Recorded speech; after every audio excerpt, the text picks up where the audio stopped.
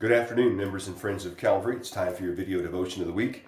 Today it comes from James chapter 4, and there's a very familiar portion of Scripture in verse 14, and we'll get to that. I want to explain a little bit about it in context. In verse 13, he says, "Go to now, ye that say, today or tomorrow we will go into a city and continue there a year and buy and sell and get gain."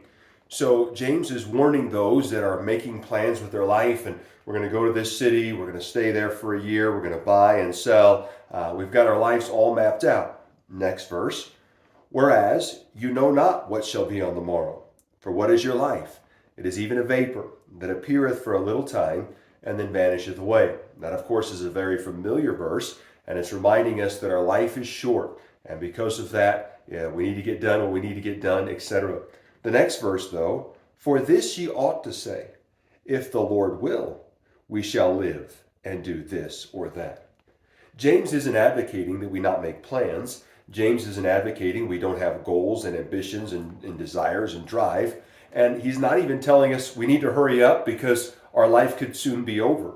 Rather, he's saying this: we have to filter everything we do in our lives, every goal in our relationship, every goal at work, every goal for a vacation, every goal for a car, every goal for whatever it is, through the prism or through the filter of if the Lord will.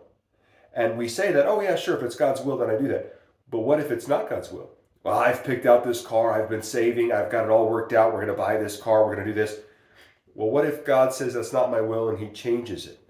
How is our attitude?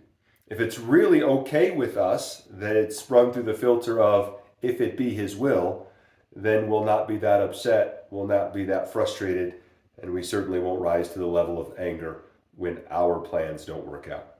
The challenge today is this: life is short, life is brief.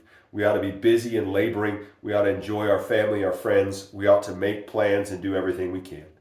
But we should run it all through that filter, through that prism of if the Lord will, we will do this or that. God bless.